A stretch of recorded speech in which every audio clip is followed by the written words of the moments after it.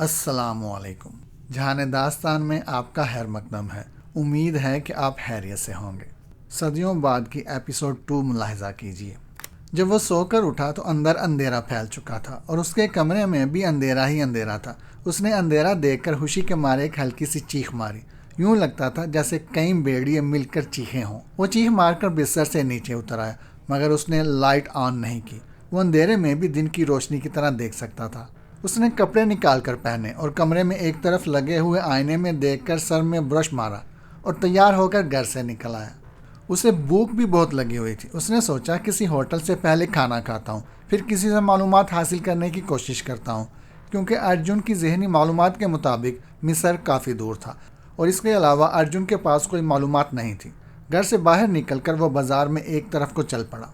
कुछ ही दूर चलकर उसे एक होटल नजर आया। उस पर लिखा था करीम होटल।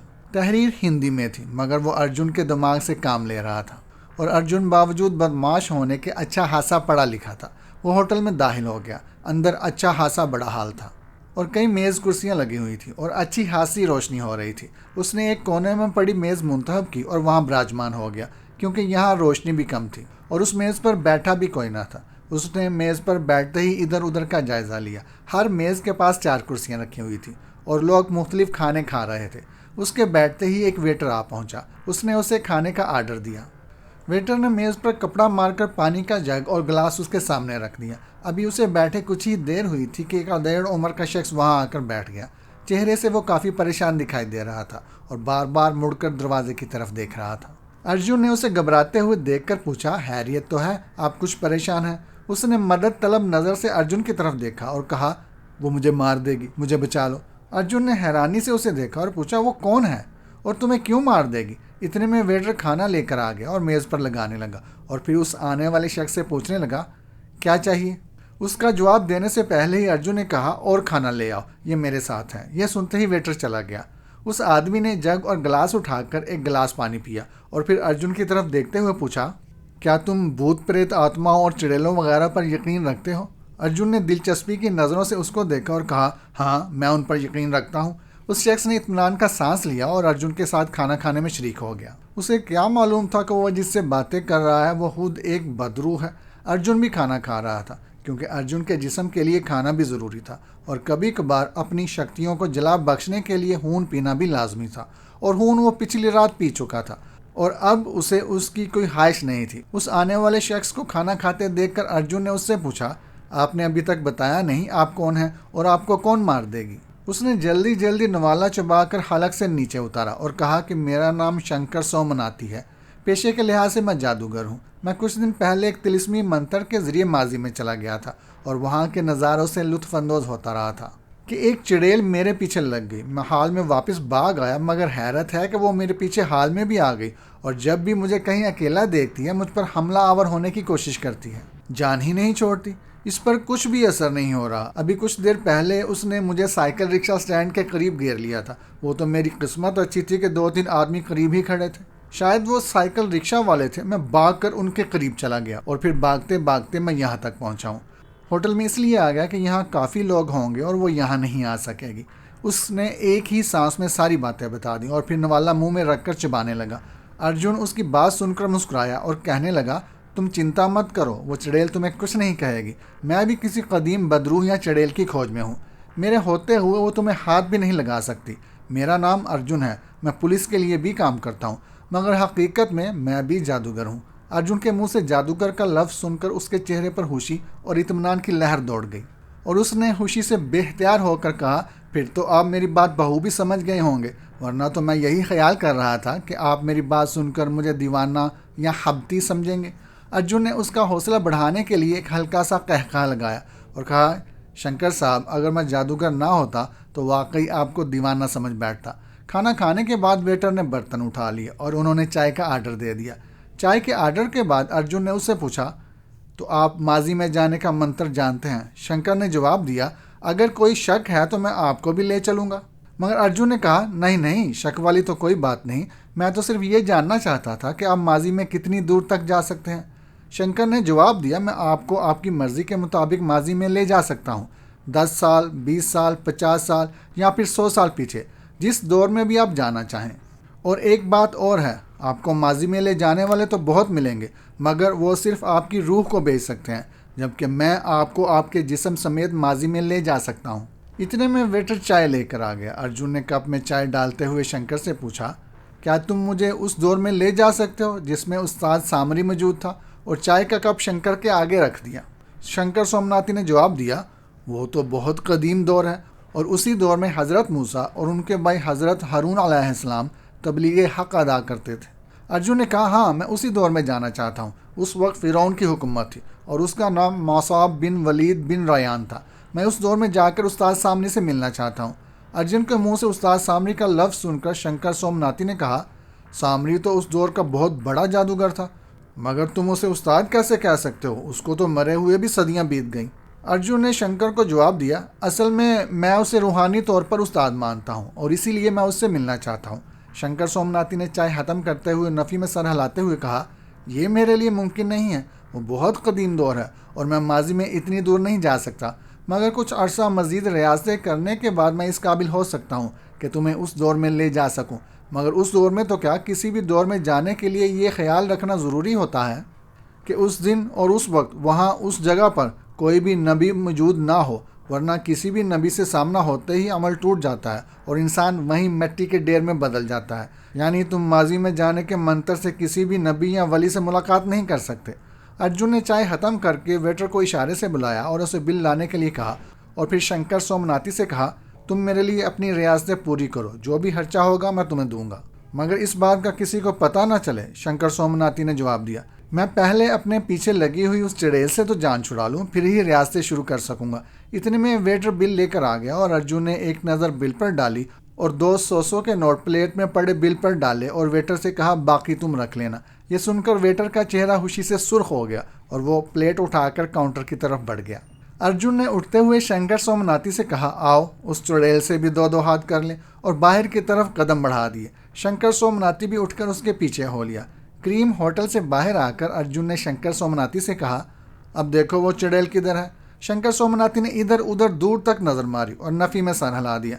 अर्जुन ने कहा, यहाँ तो काफ़ी रोशनी और लोग हैं, वो यकीनन तुम पर अंधेरे में हमलावर होगी, इसलिए किसी सुनसान जगह पर चलते हैं। शंकर सोमनाथी ने कहा, देख लेना कहीं मरवा ना देना। अर्जुन ने हंसते हुए कहा, जादूगर होकर डरते हो? मेरे होते हुए वो तुम्हें हाथ भी नहीं लगा सकती। मुझे तुम्हारी जितनी ज़रूरत है तुम उसका अंदाज़ा भी नहीं लगा सकते। मैं तो सिर्फ ये चाहता हूँ कि एक बार वो हमारे सामने आए और मैं उसका हाथमा करूँ। शंकर सोमनाथी ने कहा, ठीक है, हम जमुना किनारे चलते हैं, वहाँ कोई नहीं होगा और वहाँ ज़रूर हमारे सामने आएगी। यह सुनकर अर्जुन ने एक साइकिल रिक्शे वाले को आवाज़ दी और उसे जमुना घाट चलने का कहकर वो दोनों साइकिल रिक्शे पर बैठ गए और साइकिल रिक्शे वाले ने साइकिल चलानी शुरू कर दी। अर्जुन ने शंकर सोमनाथी से पूछा, तुमने ये तो बताया ही नहीं कि तुम माजी के किस दौर में गए थे जहाँ से चुड़ैल तुम्हारे पीछे लगी। शंकर सोमनाथी ने जवाब दिया, मुझे किसी ने बताया था कि कलकत्ते में 1893 में एक जादूगर भगत बेल रहता था जो बहुत जाना माना साहिर था और माजी और मुस्तकबिल तक में जा सकता था।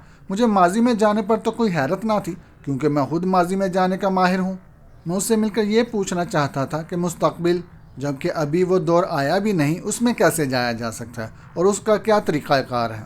मैं उसके दौर में जाकर अभी उसके घर की तलाश ही में था कि एक गली के चौक में लगे पीपल के दरख्त से वो चुड़ैल उतर कर मेरे पीछे भागी। मैं उससे खौफजदा हो गया और हाल में वापसी का मंत्र पढ़ लिया।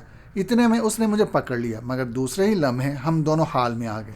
उस दिन कलकत्ते में आसमान पर काले बादल छाए हुए थे, मगर जब हम वापस हाल में दिल्ली आए तो सूरज निकला हुआ था। उसने सूरज की रोशनी देखते ही घबराकर मुझे छोड़ दिया और गायब हो गई, मगर उसी वक्त से ये मेरे पीछे है। अभी वो ये बातें कर ही रहे थे कि जमुना घाट आ गया। वहाँ दरियाए जमुना पर स्नान करने के लिए सीढ़ियाँ बनी हुई थी जो दरिया में उतरती थी और लोग सवेरे सवेरे आकर वहाँ स्नान करते थे, मगर उस वक्त वहाँ कोई नहीं था। अर्जुन ने 20 रुपये का नोट साइकिल रिक्शे वाले को देते हुए कहा, तुम जाओ। साइकिल रिक्शे वाले ने कहा, भैया 8 रुपये बनते हैं, बकाया तो ले लो। मगर अर्जुन ने कहा, तुम्हें कहा ना तुम जाओ, हमें बकाया नहीं चाहिए। ये सुनकर साइकिल रिक्शे वाला खुश होता हुआ चला गया। ऐसी ऐसी सवारियाँ उसे रोज़ ही थोड़ी मिलती थी। अब अर्जुन ने शंकर सोमनाथी से कहा, तुम यहाँ घास पर बैठ जाओ, मैं तुमसे कुछ दूर ठहरता हूँ। जैसे ही वो चुड़ैल तुम पर हमला करेगी मैं उसको पकड़ लूँगा, मगर तुम ना डर जाना। मैं बदरू में तब्दील होने का मंत्र जानता हूँ, मैं उसे बदरू बनकर पकड़ूंगा। यह सुनकर शंकर सोमनाथी ने कहा, इसका मतलब है तुम भी बहुत बड़े जादूगर हो। अब मुझे विश्वास हो गया है कि तुम उस चुड़ैल को ज़रूर मार डालोगे। अर्जुन ने कहा, तुम चिंता मत करना, मैं उससे निपट लूंगा। ये कहकर अर्जुन उससे कुछ दूर चला गया।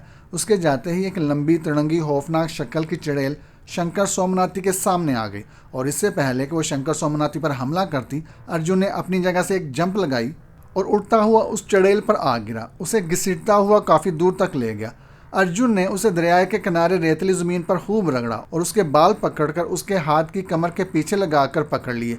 एक हाथ से अर्जुन ने उसके बाल पकड़ रखे थे और दूसरे हाथ से उसके दोनों हाथ पकड़ रखे थे। उसने अपने आप को छुड़ाने की कोशिश तो बहुत की मगर कामयाब ना हो सकी, क्योंकि अर्जुन की शक्ति भी अंधेरे में अरूज पर थी और उसकी शक्ल भी नहायत करीह और खौफनाक हो चुकी थी। शंकर सोमनाथी दूर ही खड़ा दो खूनी आत्माओं की टक्कर देख रहा था। शंकर सोमनाथी को विश्वास ही नहीं हो रहा था कि ये वही अर्जुन है जिसने कुछ देर पहले उसके साथ खाना खाया था। अब तो वो अर्जुन कहर व गज़ब का देवता लग रहा था। उसकी आंखें शौले बरसा रही थी। उसने चुड़ैल के बालों को खींचते हुए पूछा, बोल, तेरा क्या नाम है? उस चुड़ैल ने शिद्दत दर्द से बिलबिलाते हुए जवाब दिया, मेरा नाम समाहनी है। फिर अर्जुन ने पूछा, उस्ताद सामरी के मतलब तुम क्या जानती हो? उसने जवाब दिया, वो उस्तादों का उस्ताद था। मैं इतनी उम्र नहीं रखती कि उस दौर के मुतालिक बता सकूं। मेरी उम्र तो सिर्फ 300 साल है। अर्जुन ने उससे पूछा, क्या तुम जानती हो कि उस्ताद सामरी ने रागा बिन मलियान की लाश कहाँ रखी थी? उस चुड़ैल ने कहा, मुझे उस दौर के मुतालिक कुछ पता नहीं, मगर एक जिन है, उसकी उम्र इस वक्त 2000 साल है। शायद वो तुम्हें इस बारे में कुछ बता सके। अर्जुन ने कहा, वो मुझे कहाँ मिलेगा? उस खौफनाक चुड़ैल ने जवाब दिया, वो हिमालय पर एक गार में रहता है। इसके अलावा मैं कुछ नहीं जानती। उसके गार के सामने एक पहाड़ी चश्मा है और उस चश्मे के किनारे एक शाह बलूत का दरख्त है। यह सुनकर अर्जुन ने उससे पूछा, तुम शंकर सोमनाथी का पीछा क्यों कर रही हो? उसने जवाब दिया, मेरी उम्र 300 साल है और मैं ज़िंदा हूँ और आज भी इसी पीपल के दरख्त पर रहती हूँ जिसके नीचे से शंकर गुजरा था। वहाँ अब तो जदीद इमारतें बन गई हैं और काफ़ी तरक्की हो चुकी है, मगर वो पीपल का दरख्त अब भी इसी तरह मौजूद है और मैं उसे किसी को काटने नहीं देती। जब मैंने शंकर को देखा तो मुझे पता चला कि ये माजी में आया है और जादूगर भगत बेल का घर तलाश कर रहा है। मैं उसको पकड़ने के लिए दौड़ी कि उसको बताऊं कि माजी में आकर भगत बेल से मिलना अच्छा नहीं है। इसी तरह वो अपनी रूह उसके जिस्म में डालकर हाल में आ सकता है और तुम माजी में भटकते रह जाओगे, क्योंकि उसकी आत्मा अब भी उस घर की जगह पर भटकती फिरती है, मगर जदीद दौर के किसी इंसान में दाखिल नहीं हो सकती, क्योंकि उस वक्त के एक नेक इंसान ने उसकी रूह पर हसार कायम कर दिया था और वो उस हसार से नहीं निकल सकती। अगर शंकर उससे माजी में मुलाकात करता तो इससे पहले का ज़माना होगा और वो शंकर का जिस्म हासिल करके हाल में आ जाता और शंकर को इस हसार में छोड़ आता। मैं शंकर को ये सब बताना चाहती थी, मगर ये मंत्र पढ़कर हाल में आ गया, क्योंकि मैंने उसे पकड़ रखा था, इसलिए मैं भी यहाँ पहुँच गई। अब भी मैं शंकर सोमनाथी को आगाह करना चाहती थी और ये कहना चाहती थी कि मुझे मंत्र पढ़कर वापस वहीं छोड़ दो ताकि मैं अपने घर जा सकूं, मगर तुमने मुझे पकड़ लिया। मगर तुम तो इंसान नहीं हो बल्कि एक बदरू हो, फिर शंकर सोमनाथी से तुम्हारी दोस्ती किस तरह है? इतने में शंकर सोमनाथी भी उनके करीब आ गया, क्योंकि उसने देख लिया था कि चुड़ैल अर्जुन की गिरफ्त में है और बेबस हो चुकी है। चुड़ैल की बात सुनकर अर्जुन ने कहा, मैं इंसान ही हूँ और मेरा नाम अर्जुन है, मगर मैं मंत्र पढ़कर बदरू में तब्दील हो जाता हूँ। ये अर्जुन ने इसलिए कहा ताकि शंकर सोमनाथी चुड़ैल की बात सुनकर उसे सचमुच बदरू ना समझ ले और भाग ना जाए। चुड़ैल ने कहा, ऐसा लगता तो नहीं है, मगर तुम कहते हो तो विश्वास कर लेती हूँ। फिर अर्जुन ने शंकर सोमनाथी से कहा, इसे माजी में जाने का मंत्र पढ़कर इसके घर के करीब पहुँचा दो। और फिर अर्जुन उसके बाल छोड़कर शंकर सोमनाथी के पास खड़ा हो गया। शंकर सोमनाथी में माजी में जाने का मंत्र पढ़ा और चुड़ैल समाहनी की तरफ फूंक मारी और फौरन गायब हो गई। इतने में अर्जुन भी अपनी असली हालत में आ गया। शंकर सोमनाथी ने उसकी तरफ देखते हुए कहा, यार तुम तो बहुत बड़े जादूगर हो और हकीकत में बदरूह लग रहे थे, क्योंकि वो चुड़ैल भी धोखा खा गई थी और तुम्हें असली बदरूह समझ रही थी। और अगर कुछ देर पहले तुमने मेरे साथ खाना ना खाया होता तो मैं भी तुम्हें बदरूह ही समझ कर भाग जाता, क्योंकि मैं जानता हूँ बदरूहें सिर्फ खून और गोश्त पर गुजारा करती हैं और खाना नहीं खाती। उसकी इस बात पर अर्जुन ने एक ज़ोरदार कहका लगाया और शंकर सोमनाथी भी हंसने लगा। फिर अर्जुन ने कहा, ठंडी हवा चल रही है, आओ कुछ देर यहीं बैठते हैं। और फिर वो दोनों वहीं एक नीम के पेड़ तले बैठ गए। शंकर सोमनाथी ने पूछा, यार ये रागा बिन मलियान की लाश का क्या चक्कर है? अर्जुन ने जवाब दिया, रागा बिन मलियान की लाश अगर मुझे मिल जाए तो मैं दुनिया का अमीर तरीन आदमी बन सकता हूँ, क्योंकि वह कारून के ख़जाने से वाकिफ़ है। वो उस जगह से वाकिफ़ है जिस जगह कारून को ख़जाने समेत ज़मीन में दंसा दिया गया था। इसके अलावा वो कई ऐसे राजों से वाकिफ़ है जिससे किसी भी मुल्क पर कब्ज़ा किया जा सकता है और फिर ऐसा ऐसा सारी दुनिया पर अपनी हुकूमत कायम की जा सकती है। ख़जाने की बात उस बदरूह ने जानबूझकर की थी ताकि शंकर सोमनाथी लालच में आकर उसकी लाश तलाश करने में मदद दे। अर्जुन की बातें सुनकर शंकर सोमनाथी ने कहा, अगर ऐसा है तो तुम उस रूह को हाजिर करके मालूम कर सकते हो। अर्जुन ने जवाब दिया, मैं उसकी रूह से बात कर चुका हूँ, मगर अपने जिस्म और दिमाग के बगैर वो भी उस जगह की निशानदेही करने से कासिर है। शंकर सोमनाथी ने कहा, फिर तो उसका एक ही हल है। अर्जुन ने पूछा, क्या हल है? शंकर सोमनाथी ने जवाब दिया, सिर्फ और सिर्फ रागा बिन मलियान की लाश की तलाश। शंकर सोमनाथी के मुंह से ये बात सुनकर अर्जुन की आंखों में चमक बढ़ गई। उसने अंदाजा लगा लिया कि शंकर सोमनाथी हजारने के लालच में मेरा साथ जरूर देगा। अर्जुन ने शंकर सोमनाथी से पूछा, तो क्या उस लाश की तलाश में तुम मेरा साथ दोगे? शंकर सोमनाथी ने मुस्कुराते हुए जवाब दिया, ज़रूर ज़रूर, मैं इस काम में तुम्हारे साथ हूँ, मगर मुझे मेरा हिस्सा कितना दोगे? अर्जुन ने कहा, उस काम में हम दोनों बराबर के शरीक हैं, इसलिए हिस्सा भी आधा आधा होगा, मगर ये बात तुम्हारे और मेरे तक ही रहे, किसी तीसरे आदमी को इस बात का पता ना चले। शंकर सोमनाथी ने कहा, तीसरा आदमी तो तब जानेगा जब हम किसी से दोस्ती करेंगे और उसे बताएंगे। अर्जुन ने कहा, तीसरे आदमी से मुराद तुम्हारे परिवार के लोग भी हो सकते हैं। शंकर सोमनाथी ने जवाब दिया, यहाँ तो ना परिवार है और ना ही ऐसा कुछ सोचा है कि शादी कर लूँ। ये खतरा तो तुम्हारे परिवार से ही हो सकता है। अर्जुन ने हंसते हुए कहा, हम भी परिवार के झंझट से आज़ाद हैं। यह सुनकर शंकर सोमनाथी भी हंस दिया और कहने लगा, तुम भी मेरी तरह अकेले हो, चलो अच्छा है, इस तरह हम अपना काम खुलकर कर सकते हैं और कोई चिंता ना होगी। अर्जुन ने कहा, उस काम के लिए हमें उस जिन से मालूमात लेनी होंगी जो कि कोहे हिमालय पर रहता है।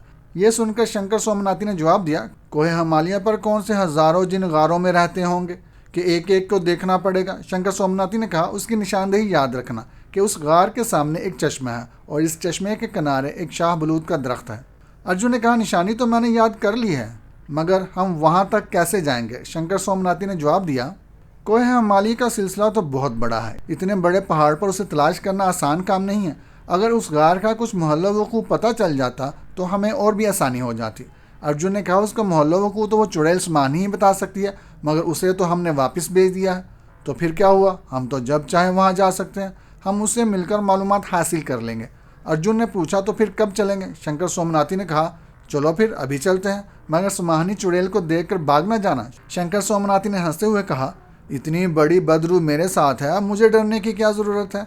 अर्जुन ने कहा, अच्छी तरह देख लेना कहीं ये बदरू असली ना हो। और शंकर सोमनाथी हंसते हुए उठ खड़ा हुआ और कहने लगा, आओ माजी में चलते हैं ताकि उस चुड़ैल समानी से मजीद मालूमात हासिल कर सकें। शंकर सोमनाथी के खड़े होते ही अर्जुन भी उठ खड़ा हुआ। फिर शंकर सोमनाथी ने अर्जुन का हाथ पकड़कर और माजी में जाने का मंत्र पढ़ा। दूसरे ही लम्हे वो उस दरख्त के नीचे खड़े थे जिस पर समानी चुड़ैल रहती थी। वो दरख्त हरा भरा नजर आ रहा था। उस्मानी उनको देखते ही नीचे उतर आई और पूछने लगी, क्या बात है, आप यहाँ कैसे? अर्जुन और शंकर सोमनाथी ने पीपल के दरख्त के चबूतरे पर जलते हुए चिराग एक तरफ रखे और वहाँ बैठकर उस्मानी को भी बैठने के लिए कहा। वो भी उनके पास बैठ गई। फिर अर्जुन ने कहा, हम उस जिन का नाम तो पूछना भूल ही गए थे जो कि कोहे हिमालय पर रहता है। उस्मानी ने कहा, उसका नाम राजेल बिन तमाशी है और वो मुसलमान जिन है। अर्जुन ने उस्मानी से पूछा कि कोहे हिमालय का सिलसिला तो बहुत बड़ा है, तुम कोई ऐसी जगह बताओ जहाँ से हम जल्द ही उस तक पहुँच जाएं। उस्मानी ने कहा, उससे मिलने के लिए तुम बीमा सर के रास्ते से कोहे हिमालय पर पहुँचो तो बेहतर है, क्योंकि जहाँ तक मेरी मालूमात है वो उस तरफ ही कहीं रहता है। अगर उस रास्ते से तुम जाओ तो मुझे विश्वास है कि तुम जल्द ही उसकी गार तलाश कर लोगे। निशानी मैंने तुम्हें उसकी गार की बता ही दी है। शंकर सोमनाथी ने कहा, मगर बीमा सर तो दिल्ली से काफ़ी दूर है, इसलिए हमें पहले तो मालूमात करनी पड़ेगी कि कौन सा रास्ता वहाँ तक आसानी से पहुँचा देगा और उसके लिए किसी ट्रैवल एजेंसी से बात करनी पड़ेगी। अर्जुन ने कहा, ठीक है, अब हम चलते हैं, फिर कभी तुम्हारी ज़रूरत पड़ी तो मिलने आएंगे। उसके साथ ही शंकर सोमनाथी भी खड़ा हो गया। समानी पीपल के दरख्त पर चली गई और शंकर सोमनाथी ने अर्जुन का हाथ पकड़कर वापसी का मंत्र पढ़ा। दूसरे ही लम्हे वो वहीं जमुना के किनारे खड़े थे जहाँ से वो चले थे। अर्जुन ने शंकर सोमनाथी से पूछा, यार लगता तो नहीं है कि हम माजी में हैं, सब कुछ तो ऐसे ही था जैसे अब यहाँ है। शंकर सोमनाथी ने जवाब दिया, जो पीपल का दरख्त तुम्हें हरा भरा नज़र आ रहा था, अगर इसको अब जाकर देखें जदीद दौर में तो वही दरख्त खुश्क खुश्क और काफ़ी पुराना दिखाई देगा, क्योंकि उस वक्त वो पीपल भी जवान था, इसलिए हमें हरा भरा नज़र आ रहा था। अर्जुन कहने लगा, कितनी हैरत की बात है कि जो ज़माना बीत चुका उसको इसी हालत में देख लेना ये आसान काम तो नहीं। शंकर सोमनाथी ने कहा, आसान काम तो दुनिया में कोई भी नहीं है, हर काम में कुछ ना कुछ मेहनत करनी पड़ती है। अर्जुन ने कहा, काम में तो मेहनत करनी पड़ती है, अब घर जाने के लिए भी तो मेहनत करनी पड़ेगी, क्योंकि इस वक्त रात का 1 बजा है और कोई टैक्सी या साइकिल रिक्शा यहाँ मिलना मुश्किल है। शंकर सोमनाथी ने जवाब दिया, अब तो हम यहाँ से सुबह ही जाएंगे। आओ इसी नीम के दरख्त के नीचे बैठते हैं और हिमालय जाने के बारे में मालूमात हासिल करते हैं। अर्जुन ने पूछा, इस वक्त रात को यहाँ कौन मालूमात देगा? शंकर सोमनाथी ने जवाब दिया, तुम देखते जाओ मैं कैसे मालूमात करता हूँ। फिर उसने अपनी कमीज़ उतार कर उल्टी करके अपने आगे बिछा ली और कोई मंत्र पढ़ना शुरू कर दिया। कोई आधा घंटा वो मंत्रों में मसरूफ़ रहा। फिर उसने एक रेत की मट्टी भरकर आहिस्ता आहिस्ता अपनी कमीज़ पर डालनी शुरू कर दी। हैरत अंगेज़ तौर पर मट्टी कमीज़ पर गिरते ही एक तहरीर की शक्ल इख्तियार करती जा रही थी, जो कि अर्जुन की समझ से बाहर थी। रेत से बनी हुई तहरीर को शंकर सोमनाथी ने पढ़ा और अर्जुन को बताया कि ये लिखा है, यूँ तो हिमालय जाने के लिए दिल्ली से कई मुतबादल रास्ते इख्तियार किए जा सकते हैं, परंतु तुम्हारी मंजिल बीमासर के रास्ते ही नज़दीक पड़ती है। इसलिए आप तुरंत हिमालय पहुंचने के लिए पहले दिल्ली से गुजरात के अहमदाबाद एयरपोर्ट पर उतरें। वहां से बजरिया सड़क या किसी भी दूसरी सवारी के ज़रिए बीमासर पहुंचें। वहां से थोड़ा आगे 20-25 मील का रेगिस्तान पार करके पहले छोटी छोटी पहाड़ियाँ शुरू होंगी और उसके बाद हिमालय पहाड़ी सिलसिला शुरू हो जाएगा। मगर उस रेगिस्तान में जल नापैद है, उसके लिए पहले से तैयारी करके जाएं। ये सुनकर अर्जुन ने कहा, यार ये तुम्हारा तरीक़ा मालूमात तो बड़ा अजीबो गरीब है। क्या इस तरीके से उस्ताद सामरी और रागा बिन मलियान की लाश का पता नहीं चल सकता? शंकर सोमनाथी ने जवाब दिया, नहीं, इस तरीके से कदीम दौर की मालूमात नहीं मिल सकती। ये तो आम मालूमात का ज़रिया है और कुछ सालों में ये मालूमात कुछ लोग मुख्तलिफ आलात से हासिल किया करेंगे। और अगर इस तरीके से इस वक्त मालूमात मिल सकती तो फिर हमें इतना कष्ट काटने की क्या पड़ी थी? हमने हिमालय पर ज़रूर धक्के खाने थे। अभी वो बातें कर ही रहे थे कि उन्हें दूर जमुना के पानी में हलचल सी दिखाई दी। अर्जुन बदरूह था और शंकर सोमनाथी जादूगर, इसलिए वो दोनों ही अंधेरे में देख सकते थे।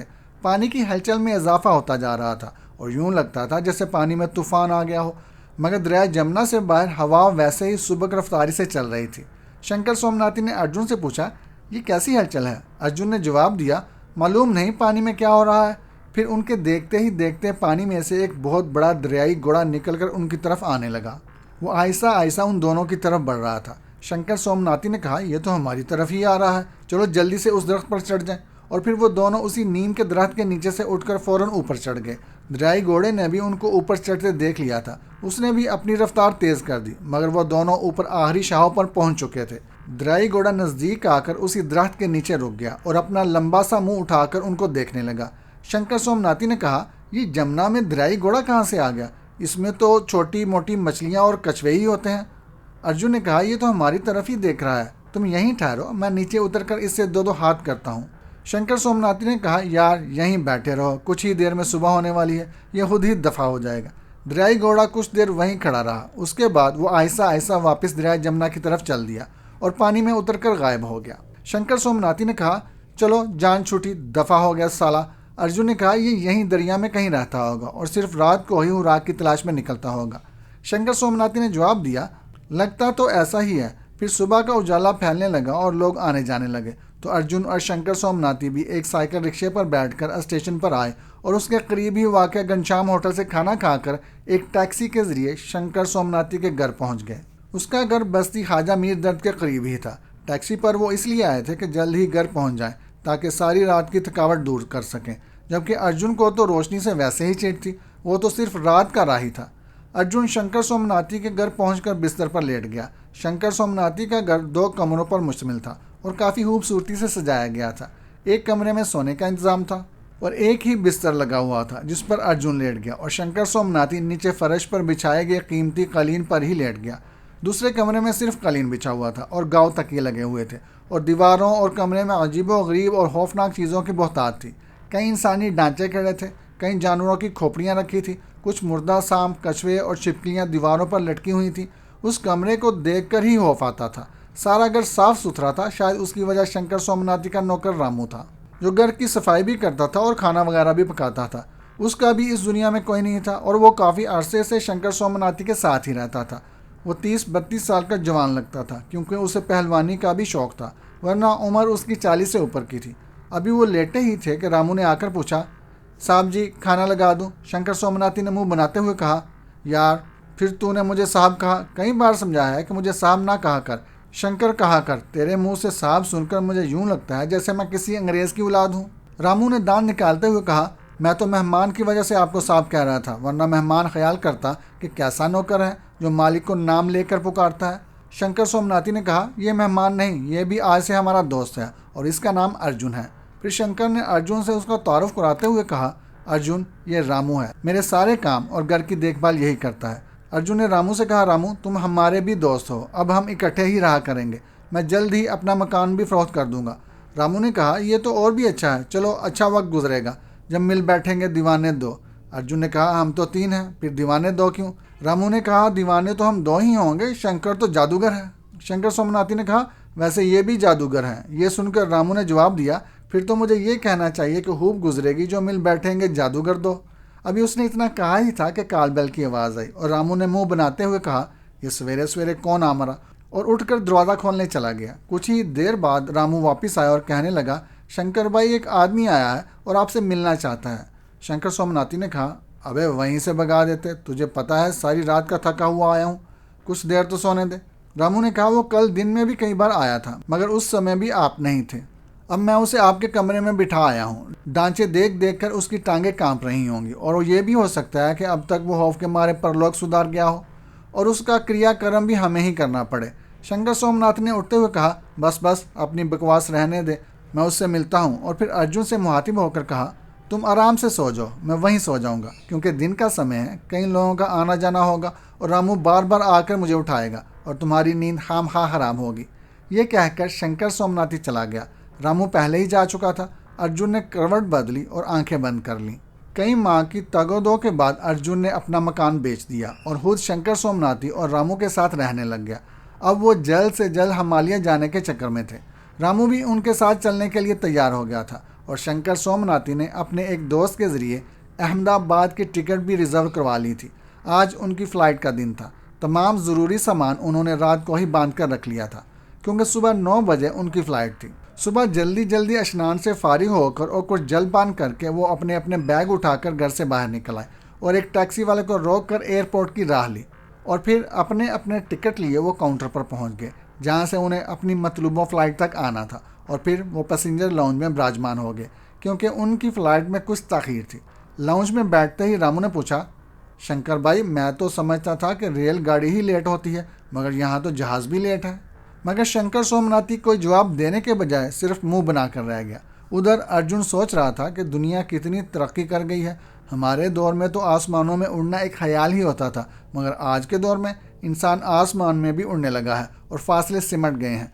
जितनी दूर हम साल में पहुंचते थे, अब जहाज़ के ज़रिए सिर्फ 1 घंटा लगता है। फिर वो सोचने लगा, अगर इस जिन ने मुझे मेरी लाश और उस्ताद सामरी का पता बता दिया तो फिर इस दुनिया पर मेरी हुकूमत होगी।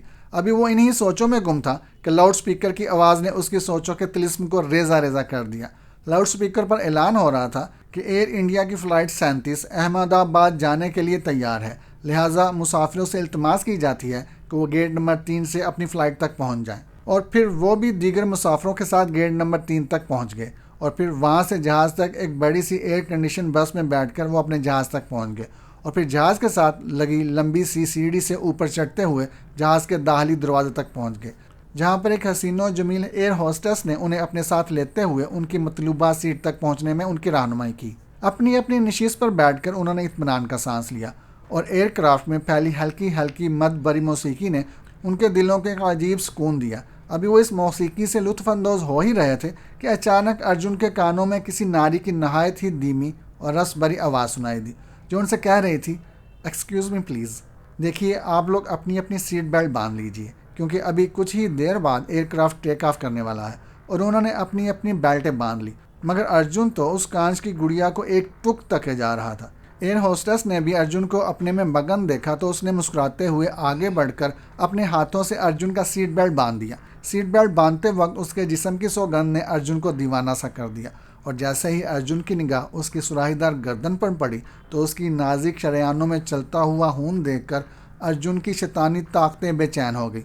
मगर दिन का वक्त था और जहाज़ में लाइटें भी जल रही थी, इसलिए अर्जुन दिल महसूस कर रह गया। मगर उसे यूं लग रहा था जैसे एयर होस्टेस की रगों में दौड़ता हुआ खून उसे आवाज़ें दे रहा हो और अर्जुन के मुंह में आने के लिए तड़प रहा हो। मगर अर्जुन ने दिल पर जबर करके आंखें बंद कर ली और एयर होस्टेस उसके दिलो दिमाग पर बिजलियां सी गिराती आगे बढ़ गई। अर्जुन के दिलो दिमाग पर शैतानी ताकतों और बदरूहों के साए लहरा रहे थे। वो उठना चाहता था ताकि एयर होस्टेस को दबोच कर उसके लहू से प्यास बुझा सके, मगर जैसे ही वो आंखें खोलता, जहाज़ में रोशन लाइटें उसे दिन की रोशनी का एहसास दिलाती और वो अपनी हाई शार्ट का गला गूंदकर फिर से आंखें बंद कर लेता। उसने सोचा, अगर मैंने अभी ऐसी कोई हरकत की तो शंकर सोमनाथी और रामू भी मेरी असलियत से वाकिफ़ हो जाएंगे और फिर ये मेरी लाश की तलाश में कोई मदद ना करेंगे और मेरी मंजिल करीब आते आते बहुत दूर हो जाएगी। इसलिए मुझे अपने आप पर कंट्रोल करना होगा, वरना सारी मेहनत ज़ाया हो जाएगी। अचानक शंकर सोमनाथी ने उसे झंझोड़ते हुए पूछा, अर्जुन कहाँ खो गए हो? और शंकर सोमनाथी के जोड़ते ही अर्जुन की बेदार क़ुव्वतें फिर से सो गई और अर्जुन ने चौंक कर शंकर सोमनाथी की तरफ देखा और जवाब दिया, कहीं नहीं यार, बस उस जिन के बारे में सोच रहा था जिसके पास हम जा रहे हैं। और शंकर सोमनाथी ने जवाब दिया, भाई सपने देखने छोड़ दे, अभी मंजिल बड़ी दूर है। रामू उनसे अगली सीट पर था और सीट की पूछ से टेक लगाए अपने ही ख्यालों में मगन था। अभी शंकर सोमनाथी और अर्जुन बातें ही कर रहे थे कि वही एयर होस्टेस दोबारा आती दिखाई दी। वो चलते हुए यूं लग रही थी जैसे वो इस जान की नहीं बल्कि परलोक से आई हो, कोई अप्सरा हो। आखिर अर्जुन से ना रहा गया और उसने इशारे से उसे बुला ही लिया। उसने आते ही बड़ी दिलफरेब मुस्कुराहट के साथ पूछा, जी सर फरमाइए, क्या हुक्म है? अर्जुन उसके सहाराना हुस्न में खो गया था। उसकी आवाज़ पर चौंका और कहने लगा, देवी जी, अगर आप बुरा ना माने तो मैं आपका शुभ नाम पूछ सकता हूँ? जिस पर उसने मुस्कुराते हुए अर्जुन का जवाब दिया, मुझे अन्नपूर्णा कहते हैं, लेकिन प्यार से मुझे सिर्फ अन्नू कहते हैं। अब आप फरमाइए, मैं आपकी क्या मदद कर सकती हूँ? जिस पर अर्जुन के बजाय शंकर सोमनाथी ने कहा, अन्नू जी, असल में प्यास बहुत लग रही थी, इसलिए आपको जहमत दी। अगर कोई जूस वगैरह मिल जाए तो आपका उपकार होगा। शंकर सोमनाथी ने उसे जूस का ऑर्डर इसलिए दिया था क्योंकि वो अर्जुन की आंखों में खून की सुर्खी देख चुका था और उसका ख्याल था कि अर्जुन उसको जिनसी तशद्दुद का निशाना बनाना चाहता है और उसकी आंखों में मौजूद सुर्खी प्यार का नशा है। शंकर सोमनाथी की बात सुनकर अनु ने कहा, सर ये उपकार नहीं, ये तो हमारी परंपरा है कि आने वाले हर मुसाफिर की सेवा करें। और ये कहते ही वो वहाँ से चलेगी और थोड़ी देर बाद ही वो अपने हाथों में सजाए 2 अदद जूस के डिब्बों के साथ हाजिर हुई और आते ही उसने छोटी सी फोल्डिंग टेबल जो कि जहाज़ की हर सीट पर मुंसलिक होती है खोलते हुए बोली, सर जूस हाजिर है। और एक मरतबा फिर अर्जुन उसकी मद भरी आवाज़ सुनकर बेकल हो गया और उसकी वासना की आग उसके शरीर को जलाने लगी। लेकिन इतने सारे लोगों की मौजूदगी और फिर दिन का समय होने की वजह से वो मजबूर व बेबस होकर रह गया। ठंडे जूस के डिब्बे को हलक में उंडेलते ही उसकी बेकरार सांसों को करार आ गया और जूस पीने के बाद उसने शंकर सोमनाथी की तरफ देखा और कहा, अब कुछ सुकून महसूस हुआ। जहाज़ के टेक ऑफ के कुछ ही देर बाद जहाज़ के क्रू को पुरतायुश खाने पीने की अशिया से सजे अर्जुन और शंकर ने आते हुए देखा तो उन्होंने रामू को भी आवाज़ दी और कहा, कुछ जलपान कर लो। और रामू ने उठकर उनके पास आते हुए कहा, हमारे मुकद्दर में तो जल ही जल है, पान तो अर्जुन भाई खाने की फ़िक्र में है। ये कहकर उसने मैनी हेज़ अंदाज में अर्जुन की तरफ देखा और मुस्कुराने लगा। अर्जुन ने उसकी बात का मतलब समझते हुए कहा, यह सैलोन का पान है, ऐसा पान तुम्हारे बस से बाहर है।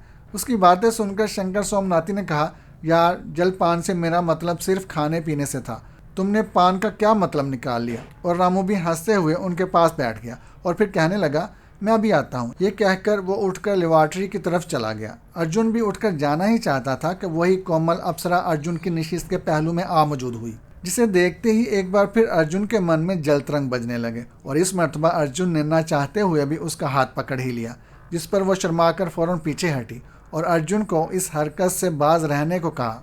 और फिर इसी कश्मकश में वो मशरूबात की ट्रे सीधी अर्जुन के कपड़ों पर आ गिरी, जिस पर अन्नपूर्णा अर्जुन के लिए खुद मशरूब लेकर आई थी। ट्रे गिरते ही फौरन अन्नपूर्णा ने माजरत हाना लहजे में कहा, सर प्लीज़ क्षमा कर दीजिए, आप मेरे साथ आइए, मैं आपकी कमीज़ धो देती हूँ, आप दूसरी कमीज़ पहन लीजिए। अर्जुन ने सोचा, अब तो ये खुद बुला रही है, मौका अच्छा है। और फिर उसने अपने बैग से कमीज़ निकाली और उसके पीछे पीछे चल पड़ा। चलते चलते वो जहाज़ ही में बने हुए एक छोटे से कैबन नुमा टिक शॉप में पहुंच गए, जहां पर खाने पीने की ट्रॉलियां और फर्स्ट एड वगैरह का सामान भरा हुआ था। अन्नपूर्णा ने अंदर दाखिल होकर अर्जुन को अंदर आने के लिए कहा और खुद मुड़कर दरवाज़ा बंद कर दिया। अर्जुन उसे बाहों में जकड़ने के लिए बेताब खड़ा था कि जैसे ही वो दरवाज़ा बंद करके मुड़े तो मैं उसके खून से अपनी प्यास बुझाऊं। मगर अन्नपूर्णा जैसे ही दरवाज़ा बंद करके मुड़ी तो अर्जुन को एक झटका लगा। वो उछलकर उससे दूर खड़ा हो गया। अन्नपूर्णा की शक्ल बिगड़ चुकी थी और वो खुद कोई लहू की प्यासी बदरूह लग रही थी। अब अर्जुन उसकी चाल समझा कि वो उसे क्यों लेकर आई है। मगर अर्जुन भी शैतान का चेला था, बदरूहों का शहजादा था। वो उससे वक्ती तौर पर हाइफ हो गया था, मगर दूसरे ही लम्हे उसकी सारी शक्तियां बेदार हो गई और फिर 2 बदरूहें आमने सामने थीं। और एक दूसरे को जेर करने की कोशिश में थी। अर्जुन ने उसे उठाकर फर्स्ट एड के बक्स पर दे मारा, मगर उसने फौरन ही टांग मारकर अर्जुन को गिरा लिया और अर्जुन के कंधे में दांत गाड़ दिए। उसके दांत गाड़ते ही अर्जुन के मुंह से एक हल्की सी चीख निकली और उसने दूसरे हाथ से उसके बालों को पकड़कर एक जोरदार झटका दिया। किड़िच की आवाज़ से अन्नपूर्णा की गर्दन की हड्डी टूट गई। अर्जुन ने जल्दी जल्दी उसे उठाकर एक तरफ फेंका और उस पर दूसरा सामान रखने लगा। इस काम से फारिग होकर उसने फ़ौरन कमीज़ बदली और अपनी कमीज़ हाथ में लिए फ़ौरन ही दरवाज़ा खोलकर बाहर आया और दरवाज़ा बंद करके अपनी सीट पर आकर बैठ गया। शंकर सोमनाथी उसकी उतरी चढ़ी सांसों को देखकर यह समझा कि अर्जुन अपनी वासना की आग ठंडी कर ही आया है, लेकिन वो एक बात पर हैरान था कि उस केबिन पर एक नज़र ना आने वाला हसार नज़र आ रहा था, ताकि अंदर के हालात का किसी को पता ना चल सके। उसका ख्याल था कि यह हसार भी अर्जुन ने लगाया था, मगर अन्नपूर्णा अभी अंदर ही थी। शंकर सोमनाथी ने समझा शायद कपड़े वगैरह दुरुस्त कर रही हो। अर्जुन खामोश सीट से टेक लगाए आंखें मूंदे बैठा था। शंकर ने उसे बात करना मुनासिब न समझा और खामोश होकर बैठ गया। काफ़ी देर बाद स्पीकर पर एक बार फिर आवाज़ उभरी, जिस पर मुसाफिरों को अपनी अपनी सीट पर बैठने और बेल्ट बांधने के लिए कहा जा रहा था। और फिर देखते ही देखते जहाज़ की वो तमाम छोटी छोटी बत्तियां जल उठी जिन पर नो स्मोकिंग और दीगर हदायत दर्ज थी, और साथ ही साथ कप्तान उन्हें ये खुशखबरी भी सुना रहा था कि बस अभी चंद लम्हे बाद हम अहमदाबाद के हवाई अड्डे पर उतरने वाले हैं, लिहाजा जब तक जहाज़ मुकम्मल तौर पर उतर कर रुक नहीं जाता, आपसे इल्तमास है कि जहाज़ में चलने फिरने से गुरेज करें और अपनी अपनी नशिस्त पर तशरीफ़ रखें। फिर देखते ही देखते जहाज़ ने ज़मीन की तरफ नीचे उतरना शुरू कर दिया और एक दफ़ा फिर लैंडिंग करते वक्त जब जहाज़ के पहियों ने रनवे के ट्रैक को छुआ तो वह देव हैकल जहाज़ बुरी तरह से थर्रा उठा और फिर आहिस्ता आहिस्ता जहाज़ की रफ्तार में कमी वाक़ होनी शुरू हो गई और जहाज़ आहिस्ता आहिस्ता रेंगता हुआ एक महसूस मकाम पर जाकर खड़ा हो गया। जहाज़ के रुकते ही छोटी छोटी गाड़ियाँ जिनकी छतों पर एमरजेंसी लाइट्स जल रही थी करीब ही आकर खड़ी हो गई। फिर देखते ही देखते एक देव हैकल लंबी सी सीढ़ी ने जहाज़ के दरवाजे को अपनी लपेट में ले लिया और फिर जहाज़ के अमले ने दरवाज़ा खोल दिया और तमाम मुसाफिर बारी बारी अपने हाथों में अपने छोटे बड़े सफरी बैग लिए उस सीढ़ी से नीचे उतरने लगे। तो अर्जुन, रामू और शंकर सोमनाथी भी नीचे उतरने के लिए दरवाजे के करीब पहुंच गए। दरवाजे के करीब ही एयर इंडिया का अमला उन्हें अलविदा कहने के लिए मौजूद था। उनमें से चंद एयर होस्टेसेस हंस हंस कर हर मुसाफिर का शुक्रिया अदा कर रही थी और साथ साथ दुआया कलमात भी अदा कर रही थी, wish you all of best. और मुसाफिर भी इतनी ही गर्म जोशी से उनके जुमलों का जवाब दे रहे थे। एयरपोर्ट से बाहर निकलते ही टैक्सी ड्राइवरों ने मुसाफिरों को अपने नरगे में लेना शुरू कर दिया और फिर एक टैक्सी ड्राइवर नमस्ते कहता हुआ अर्जुन और शंकर सोमनाथी के करीब पहुंच गया। रामू भी उनके साथ ही खड़ा था। ड्राइवर ने उनके करीब पहुंचते ही गुजराती लहजे में कहा, बाया तुम्हें कहाँ जाओ से, जिस पर अर्जुन और शंकर सोमनाथी उसका मुंह तकने लगे। रामू कुछ गुजराती ज़ुबान से वाकिफ़ था। उसने हंसते हुए जवाब दिया, नरक दवार जामे से। यह सुनकर टैक्सी ड्राइवर शर्मिंदगी से अपनी बगलें झांकने लगा और फिर हिंदी में बोला, सर मेरी गाड़ी बिल्कुल नहीं है और आप देखना कि आपको इस उड़न खटोले से भी ज़्यादा मज़ा आएगा मेरी गाड़ी में सफ़र करके, जिससे आप अभी अभी नीचे उतरे हैं, और सर पैसे भी आप अपनी मर्ज़ी के देना। वह टैक्सी ड्राइवर नहायत काया किस्म का बंदा था। वह चाहता था कि बस एक बार ये तीनों मेरी टैक्सी में बैठ जाएं, फिर उनकी खाल उतारना मेरा काम है। अब की बार शंकर ने उससे कहा, यार हमें असल में बीमा सर जाना है, वहाँ तक हम कैसे पहुँचेंगे? तुम हमें किसी रेलवे स्टेशन या फिर बस स्टैंड ले चलो जहाँ से तुरंत हमें सवारी मिल जाए और हम बीमा सर पहुँच जाएँ, क्योंकि आगे हमें हिमालय की तरफ जाना है। ये सुनकर उस टैक्सी ड्राइवर की बातें खिल गई और उसने कहा, सर आप चिंता मत करें, ये तो आपने बीमा सर की बात की है, मैं तो आपको कन्याकुमारी भी पहुंचा सकता हूं और आपको रास्ते में कोई तकलीफ भी नहीं होने दूंगा। अगर आप चाहें तो यहाँ अहमदाबाद में ही कुछ देर आराम कर लें, और कोई सेवा मेरे लायक हो तो, यानी कोई जलपान या फिर दारू समेत कोई कटिलिया सी कटारी नारी वगैरह। जिस पर अर्जुन ने जवाब दिया, यार फ़िलहाल तो तुम हमें बीमा सर पहुँचा दो, फिर कभी तुम्हारी हिदमात हासिल करेंगे। ये सुनकर वो उन्हें अपने साथ लिए टैक्सी स्टैंड की तरफ चल दिया, जहाँ वाकई उसकी नए मॉडल की फिएट गाड़ी खड़ी थी। फिर उसने गाड़ी के दरवाजे खोलकर उन्हें बैठने का इशारा किया। शंकर सोमनाथी और रामू पीछे बैठ गए, जबकि अर्जुन ने अगली सीट संभाल ली और टैक्सी ड्राइवर ने ड्राइविंग सीट पर बैठकर इग्निशन स्विच में चाबी घुमाते हुए कहा, सर जी एक बात पूछूं, अगर आप बुरा ना माने तो? जिस पर अर्जुन ने बुरा सा मुंह बनाते हुए जवाब दिया, पूछो भाई, ज़रूर पूछो, एक बात तो क्या 1000 बातें पूछो, अब हम फंस हो गए हैं। और ड्राइवर ने शर्मिंदा होते हुए कहा, साहब जी मेरा मतलब था कि दिल्ली से आपको अहमदाबाद आने और फिर बीमा सर के रास्ते हिमालय जाने की क्या ज़रूरत थी? इससे तो बेहतर था कि आप दिल्ली से श्रीनगर जाते और फिर वहाँ से कश्मीर की वादियों की सैर करते हुए आप हिमालय पहुँच जाते। यह आपने इतना लंबा सफ़र क्यों किया? अब अर्जुन उसे क्या बताता कि हमारी मंजिल इसी तरफ है। उसने उसे टालने के लिए जवाब दिया, भाई हम तो ठहरे परदेसी, हमें तो बस जैसे जहाज़ वालों की कंपनी ने मशवरा दिया हम वैसे ही चल पड़े। जिस पर ड्राइवर ने कहा, बस साहब जी भगवान ही पूछे इन उड़न खटोलों वालों को, ये सिर्फ पैसे बटोरने के लिए ऐसा करते हैं। कैसा कलयुग आ गया है, जिसे देखो दूसरे के छुरी फेरने के चक्कर में रहता है। वाह रे भगवान, तेरी लीला ही न्यारी है। और फिर अचानक ही एयरपोर्ट के अहाते में एक भगदड़ सी मच गई। सिक्योरिटी फोर्सेस का अमला और पुलिस की गाड़ियां सायरन बजाती जहाज़ की तरफ दौड़ रही थी। और आखिरकार उस ड्राइवर ने अपने एक जानने वाले पुलिस वाले से, जो उनकी गाड़ी के पास से दौड़ता जा रहा था, पूछ ही लिया, अरे भाई राम प्रसाद, ये क्या हो रहा है और क्यों भाग रहे हो? उसने एक लम्हे को रुक कर जवाब दिया, कुछ नहीं जाखा भाई, वो जो अभी अभी दिल्ली से जहाज आया है ना, उसमें एक एयर होस्टेस का कत्ल हो गया है। ये कहते ही वो भाग खड़ा हुआ। ये सुनकर एक लम्हे के लिए अर्जुन के चेहरे पर फिक्र के साए फैल गए और उसने पीछे बैठे शंकर सोमनाथी और रामू की तरफ देखा। शंकर सोमनाथी अर्जुन की तरफ मैनीहेज नज़रों से देख रहा था। उसको अपनी तरफ देखते हुए देखकर अर्जुन मुस्कुराया और ड्राइवर से कहने लगा, चलो भाई जल्दी करो, हमारे पास समय बहुत कम है। और ड्राइवर ने गाड़ी आगे बढ़ा दी और इससे पहले कि कोई और दुर्घटना पेश आती, वो एयरपोर्ट की हदूद से बाहर आ चुके थे। ये कहानी अभी जारी है। ये कहानी आपको कैसी लगी कमेंट में बताइएगा।